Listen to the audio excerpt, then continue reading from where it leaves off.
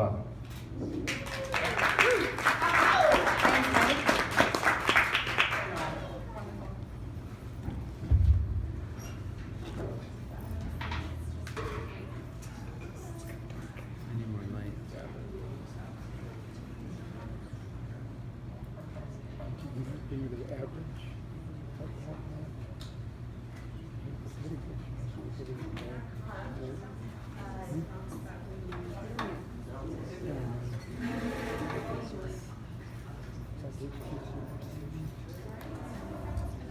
All right, thanks again, Mike, and thank you all for coming.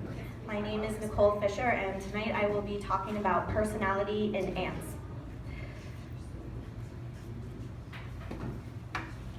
There we go. All right, so tonight I have the honor of kicking off this season's UA Science Cafe series here at Borderlands on the lives of insects, from individuals to ecosystems, where we will talk about the complex and fascinating lives of insects at multiple scales.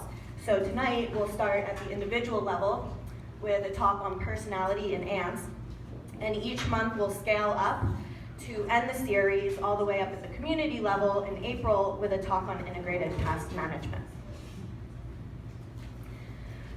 All right, so when I tell people that I study ants, the first question I usually get is, well, what do I do if they're in my house?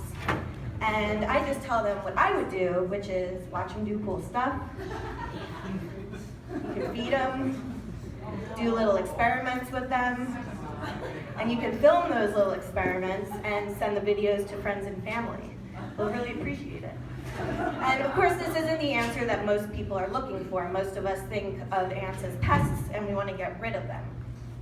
And to that end, for what it's worth, this is what happens when you dump a bunch of cinnamon in front of a line of marching ants. This is in my house. And you can see the ants here, the cinnamon here, and they won't cross it. So you can use this as a natural remedy for keeping ants out of your house, at least for a little while. Eventually they did walk over the cinnamon, and it didn't help that I built this little bridge for them too. At any rate, as I was saying, we normally think of ants as pests, but tonight I encourage you to look beyond the fact that they ruin our picnics and invade our kitchens and sometimes sting us really badly. And I hope to show you that they are, in fact, really spectacular and complex creatures. For example, the ants that you see here, these are only a subset of a much larger organized society that in many ways mirrors our own.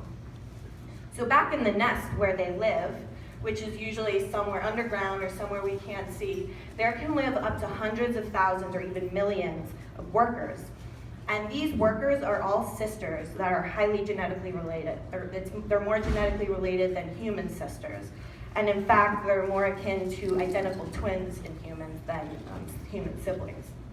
And yet, despite this high genetic similarity, they express very different behavior. And this takes the form of task specialization. So they specialize in different tasks. And so the ants that you're seeing up here in your house and when you walk out on the street, these are only the sisters who have undertaken the job of getting food to bring back to the colony. And so in this whole colony, each worker has these intrinsic differences which can't totally be attributable to genetics, but that somehow predispose her to perform one task over the other, like nest defense, nest building, brood care, and importantly, they will maintain these differences over time, giving them a sort of personality, which I simply define here as consistent differences in behavior between individuals. And this is talking about one specific, one species. And these individual personalities are so important because collectively they can give rise to a colony level division of labor, which kind of keeps the colony humming along smoothly. And so in many ways, and I just want to point out that this occurs without any central control. So there's no one ant barking orders at the other ants telling them what to do. This is all based on intrinsic differences that they have. So in many ways, their societies are much like our own in the way that we specialize professionally, and collectively we all provide the services that a society needs without having to do each job ourselves. And as Mike mentioned, just like in human societies and ant societies, there are individuals that do absolutely nothing. And these are what we call the lazy workers. And this is one of the behaviors I'm most interested in studying. So my study species is the brown rock ant, Temnothorax rubotulus is his Latin name. And these ants nest in rock crevices or under rocks, hence the name. And so here is a colony that I collected. So I lifted up this rock sort of like a clam. So this is the underside of the rock, and you can see part of the colony is stuck to the bottom here, and part of it's still on the ground. And these ants nest in pine and juniper forests, and we collect ours on Mount Lemmon, so very locally, at about 7,000 to 8,000 feet in elevation. And one of the wonderful things about this study system is that they have relatively small colonies, and so they're really easy to collect and bring back to the lab. Now, if you're taking a look at this and it just looks like a bunch of schmutz on the bottom of a rock, that's because each worker is very small, about 2 to 3 millimeters in length. So I enlarged it for you a little bit here. Here we have that part of the colony that was on the top, or on the bottom of the rock. Here's what was left on the ground. And I hope you can see from these images that they will actually take debris from around their habitat and build themselves a little wall around their nest. And we think this helps them kind of close the gap between the rock and the floor because they like very snug spaces. And just for scale, this is one of the workers compared to a penny. Just to really hammer in how small they are. But so you can see how adorable they are, I've enlarged it for you much more, but that's about as big as I can go. All right, so after we collect these colonies, we bring them back into the lab and we house them in artificial nests, which are simply 2 glass slides with a cardboard perimeter sandwiched in between, which kind of carves them out a little chamber. I'm gonna let the train pass, hold on. So about how many individuals? It can be anywhere from 30 to 500, but we go for the colonies that are like 50, 60. Yeah, they're really small. They don't nest on the ground either, so they're not protected. No, I'm good. All right. So as I was saying, we bring them back into the lab and house them in these artificial nests. So here's the nest, here's its little entrance, and we provide them with stones.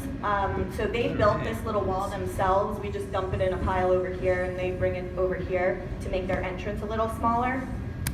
And we provide them with water, we give them fruit flies as a source of protein, and we also give them sugar water for carbohydrates.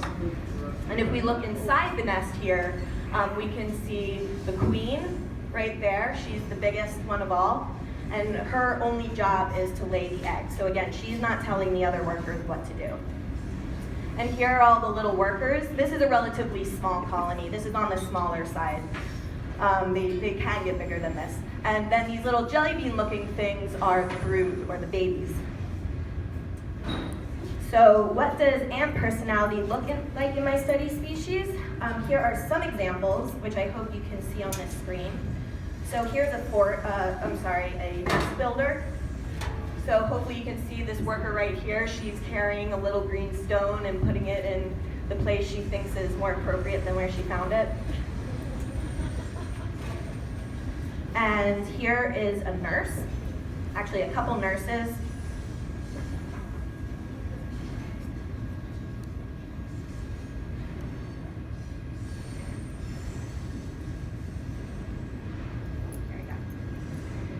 So the ant here is cleaning or feeding one of the broods, so that's what nursing looks like.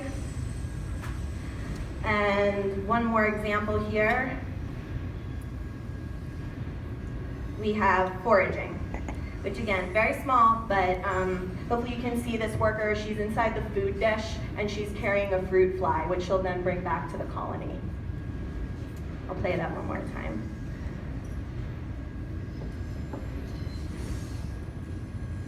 All right, so we have some workers that specialize in those tasks, but we have some workers that will perform many tasks and just are overall highly active, and we call these generalist workers. And then on the flip side, here are those lazy workers in action, so to speak. All right, so if you take a look here, we have some foragers carrying a fruit fly down here. Here's the queen, but if you take a look at these individuals here and these along here, These are the lazy ones, and they're not moving a muscle, and they will consistently be like that over time, and we don't know why. In fact, we don't really know what creates any of this behavioral variation, despite the fact that it's so central to the biology of these social insects. And so that is the main question of my dissertation, and I try to answer this by looking at the nervous system. Basically asking, how can differences in the properties of the senses and perception shape behavior? And by understanding this, it will not only help us better understand the natural history of a really neat organism, but we can also more generally apply these principles to any self-organized system to better understand how they can emerge from individual units acting together but following different individual rules. As a biological example, we have consciousness, which is a self-organized system, which arises from the actions of hundreds of thousands of neurons working together, but that have different properties. They receive and process input differently, much like we have colony-level division of labor from the actions of many ants behaving differently. And in both cases, these independent units are working together to give rise to something that's greater than the sum of its parts. And in addition to biological networks, these social insect systems, which have been optimized over the course of evolution conveniently for our use, we can apply them to man-made networks like data transmission and computer networks and military strategy, city and traffic planning.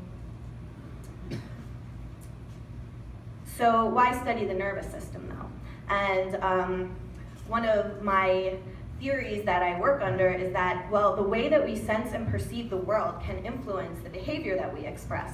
So for example, maybe different ant workers differ in their sensitivity to the stimuli that signal them to do certain tasks. And a really helpful analogy is if you think about any past roommates you've had, I'm sure sometime in your past or present you've had an experience with a roommate or a loved one where one of you will walk past just a few dishes in the sink, and either the sight of those dishes or the smell of those dishes will be so overwhelming that that person has to wash them right away. And so as long as that person's around, the dishes will always be done. But if they were to move out, the dishes would have to pile up pretty high and get pretty smelly before the remaining high threshold roommate would do anything about it. And because we're talking about the sight of these dishes and maybe the smell of these dishes, this implies a role for sensory sensitivity differences in creating behavioral differences. And this is essentially what we think is happening in ants. So for example, brood will emit a brood pheromone when they're hungry. And so those ants that we would call nurses, those that are tending to the brood, they would be those with the lowest threshold or the highest sensitivity for brood pheromone, according to this idea. Now, these sensitivities or thresholds, they can come from either or both the central and or the peripheral nervous system, so the two main branches of the nervous system. So maybe these thresholds are regulated only centrally, for example, by levels of some important brain chemical, in which case you might have a low threshold worker or a highly sensitive worker who responds to a low level of stimulus for a task because she has really high levels of some important brain chemical.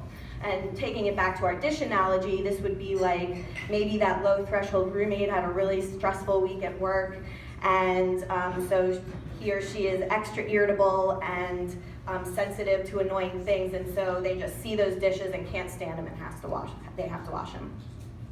But we can also have regulation at the level of the peripheral nervous system, for example, via differences in the sensory organs, in which case we might have a low threshold worker who responds to a low level of stimulus for a task because her antennae simply are bigger.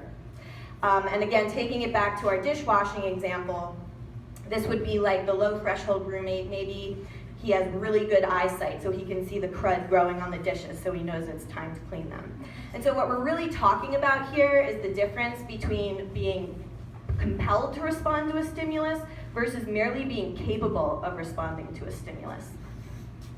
And my overall thesis looks at both of these levels, basically asking whether sensory differences predict behavioral differences and whether these differences arise in the periphery and or the central nervous system. which will tell us something about where in the nervous system personality comes from. And if the answer to that is yes, we might expect something like lazy ants. They might be less sensitive or have a higher threshold, in other words, to task-related stimuli, which will be reflected in either or both the sensory organs, which would represent the peripheral nervous system, and or the brain, which would be the central. So to study this, first I go out and I collect my ants. And as I mentioned, we go collecting on Mount Lemmon at an altitude of about 7,000 to 8,000 feet right near Rose Lake Canyon. And this is what their habitat looks like. So you can see the pine trees, and hopefully you can see all these rocks, and this is where they live. So we spend the day just picking up rocks and hoping for the best. Luckily, they're plentiful, so we're usually lucky. At any rate, once we bring them back to the lab, we start tracking each worker's behavior so that we can record each worker's personality. And unfortunately, they don't wear little hats and belts like this to help us distinguish one from the next. So instead, we have to paint them. And we do this using toy race car paint. And so we take each ant and secure it to a makeup sponge, and then using a needle or a straightened out staple, we dot them with 4 dots of color on their head, their thorax, and 2 on their butt. And so once we do that, we put them all back in the colony, and then we just record the colony doing their normal thing and analyze those videos so then we can tell what each ant does, what their personality is. So now we have the ants in the lab, we know how each ant behaves, and next I test thresholds or sensitivity to a variety of stimuli, for example, sugar.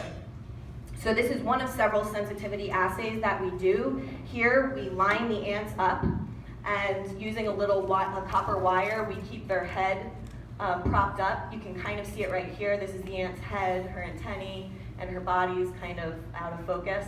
At any rate, this keeps her antennae accessible. And then using a Q-tip, we touch the antenna with different concentrations of sugar water.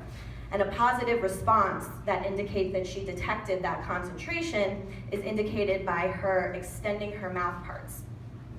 So there's that little copper wire around her neck, and right about now, I touch her antenna.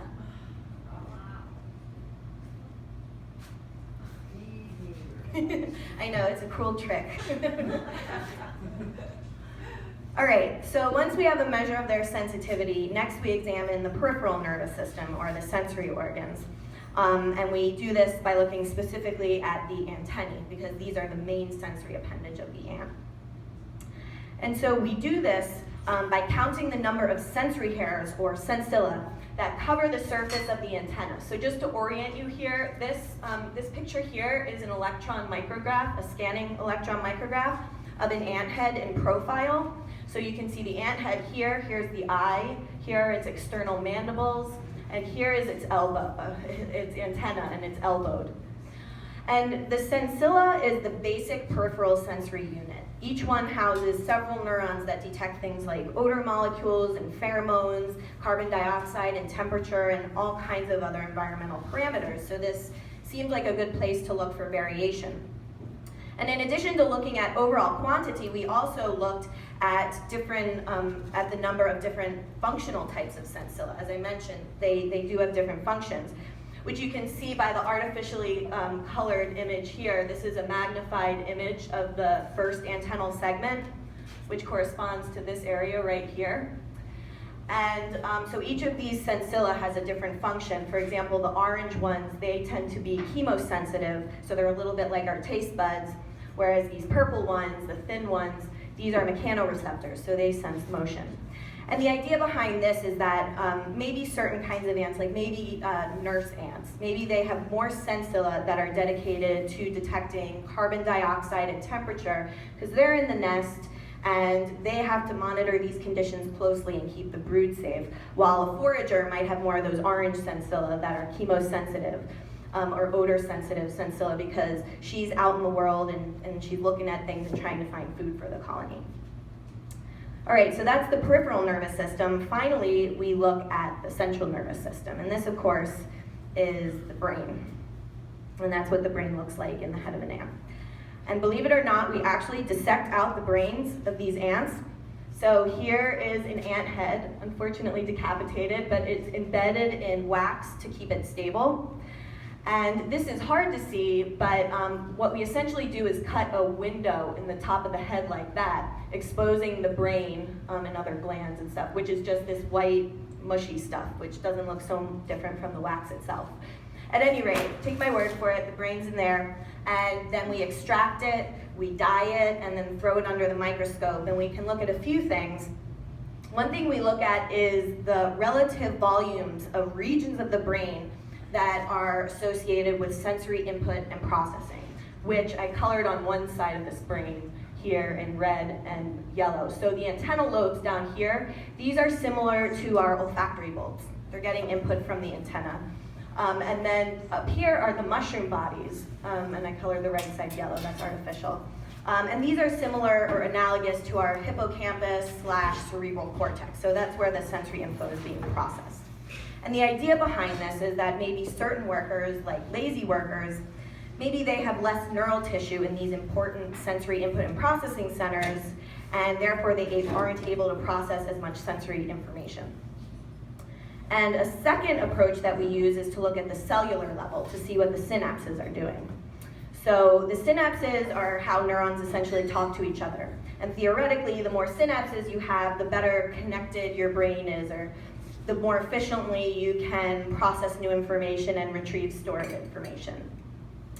And so right here is a temnothorax brain that's been stained with an antibody against a protein called synapsin, which is a protein that's found in the synapses of neurons. And so wherever there is a synapse, it will light up. And if we zoom in on the mushroom body, that processing center area here, I hope you can see the individual little balls. Each of those is a synapse. And so in that way, we can actually compare synaptic densities between different types of workers.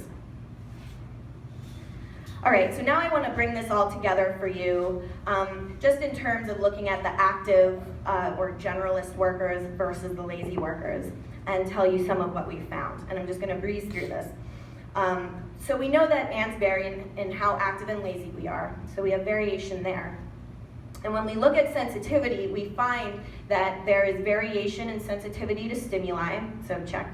And in some cases, more active ants are more sensitive to the stimuli. We've tested, for example, sugar. So that relationship is pretty solid.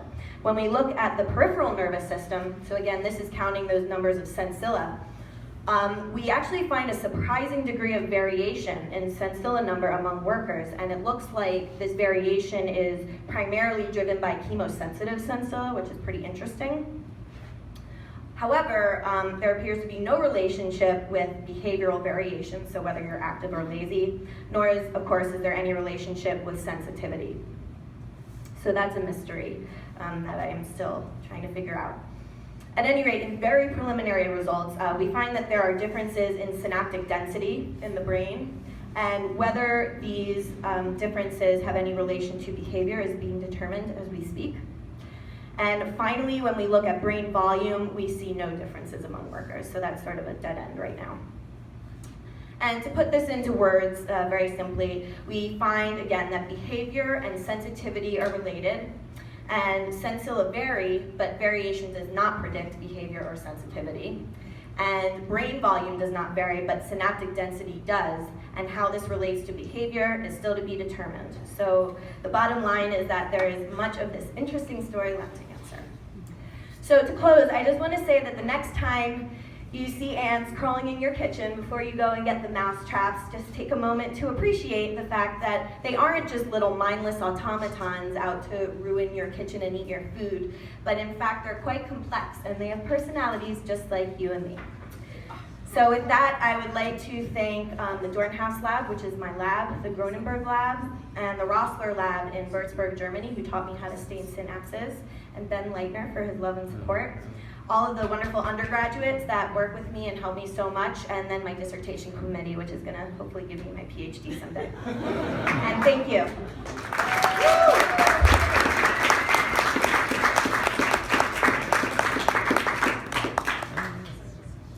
I can take questions if you have any. Mike? Nicole, I had a question which is totally biased, and there's no Yeah. reason that you would know anything about this, but in people and in rodents, they've shown that the presence of certain bacteria in the guts of the animals and in humans can actually make them more resistant to stress stimuli.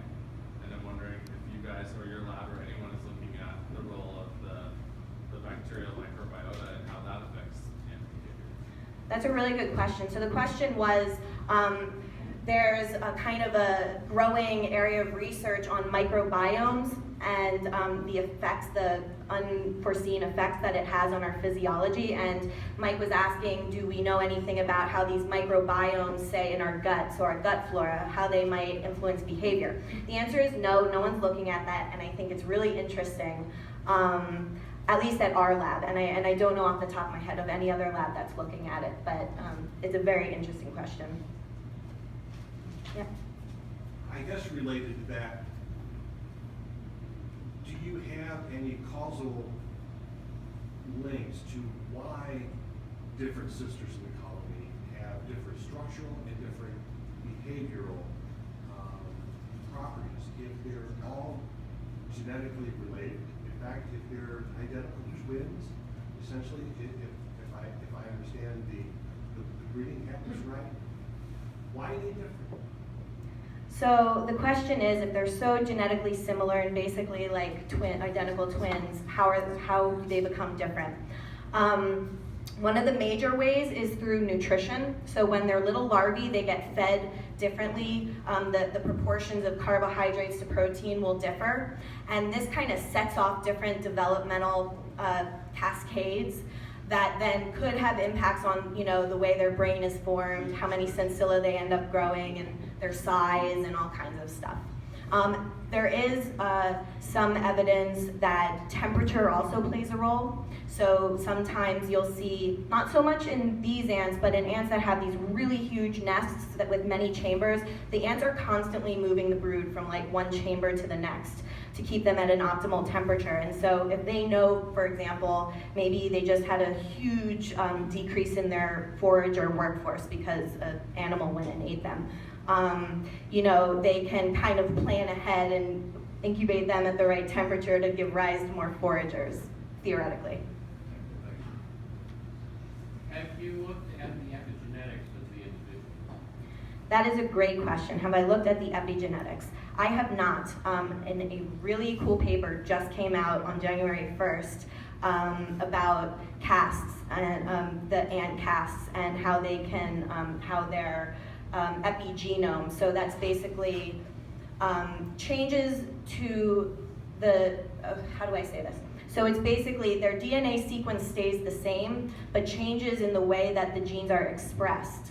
That's what the epigenetics studies. And so in bees, we do know that nurses and foragers do have different methylomes, which is basically different ways that their DNA is methylated, which is a form of, which is one of the mechanisms of epigenetics. So when a nurse goes to become a forager, her DNA methylation patterns will change. And then if you force that forager to revert back to a nurse because you remove all the nurses, that methylome will actually reverse. And this paper that just came out shows something similar in ants, where they actually used chemicals to change the methylation patterns and were able to manipulate the behaviors of the ants. Great question. I was wondering if the foraging ants, the lazy ones, if they're stimulated to become non-lazy, if you remove all of the active forager ants. So the question is, for the lazy ants, if you remove the active workers, will the lazy workers become active? And the answer is yes. So with this whole threshold idea, if all of the active workers were gone, all the tasks, the stimuli for them would just kind of add up and end up going through the roof, which would get the attention of the lazy workers. And so they'd start to do it. And there's also some evidence that as time goes by, the more you do something, the lower your threshold becomes in ants. There's some evidence for that. So eventually, if it kept being reinforced, they would become the new low threshold workers. Is that why even lazy ants exist? Like just to help,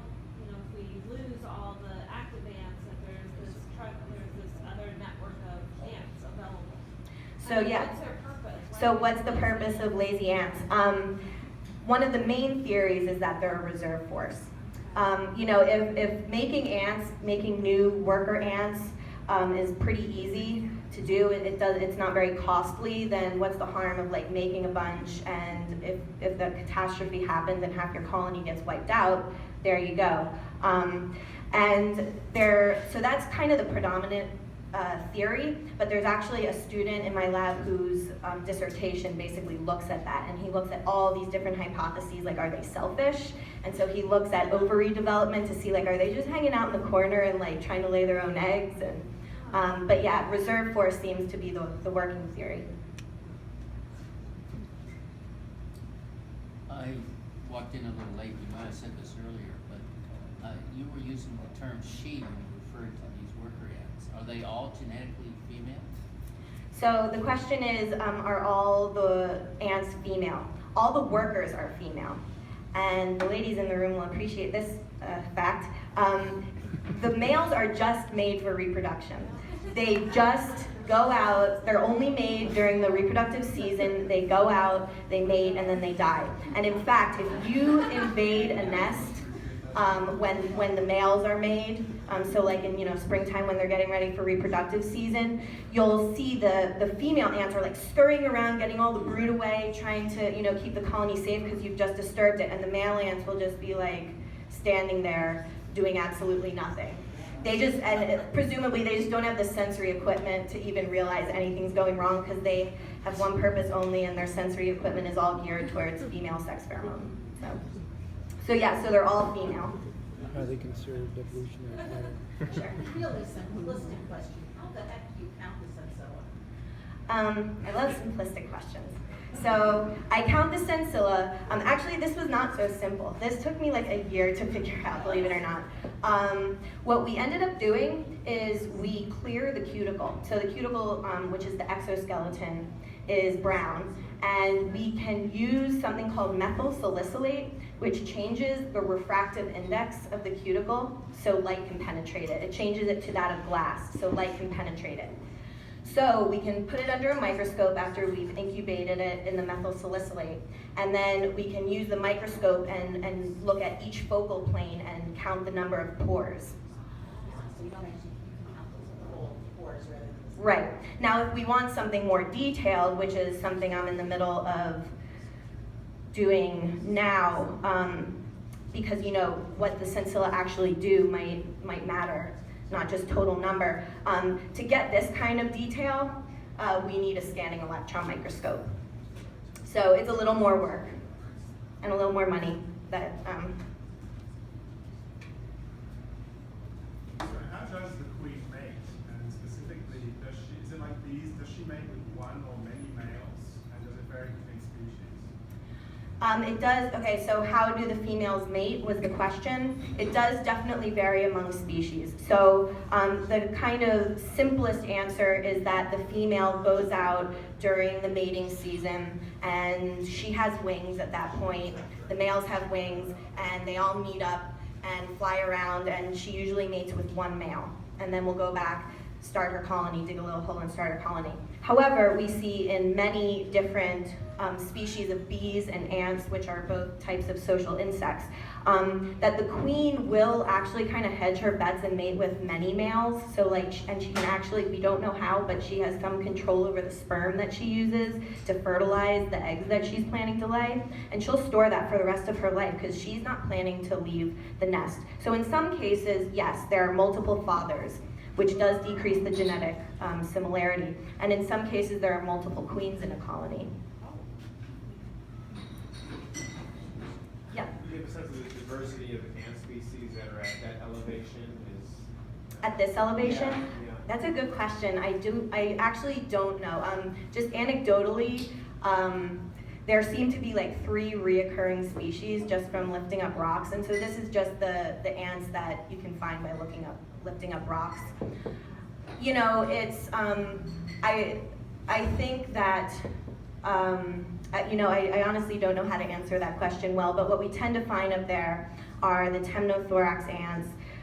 We find some carpenter ants, and then we find some myrmica ants, very small black ones. per rock, or is it this bigger territory? So is one queen per rock or per nest, or is it a bigger territory? We actually don't know. In temnothorax, or the brown rock ant specifically, we have this suspicion that maybe they are what's called polydomous, which means they have many sites, sort of. And because their colonies are so small, and they nest in preformed cavities, basically, so they can't really build out their nest to suit their size. So it's possible that there are more than one site for the nest, and there are some instances in which there are more than one queen, even within one rock. But those harvester ants that we see all the time down here with the big heads and they're kind of orangey brown, those, you'll notice, they have one hole and they're really busy, but if you look around carefully enough, you'll see there's like 5 other entrances to their nest, and it just spans like a huge way, but that's because they can build their own nest, because they're just digging out the mud. Just curiosity, do termites behave the same way as colony ants? So do termites behave the same way? They are social insects. They are a little different because they actually have a queen and a king. So males do serve some purpose there, but it's but it's the same idea with that division of labor. Yeah. Anything else? Sure. I'm not quite sure how to formulate the question, but is there anything that you can extrapolate from the social organization of the ant species that you're working on and other organized systems, whether it's neurons or other social insects or more distributed organisms or anything else? So the question is, can we apply what we know about social insect systems to other systems? And yes, we can, and that's an active area of research.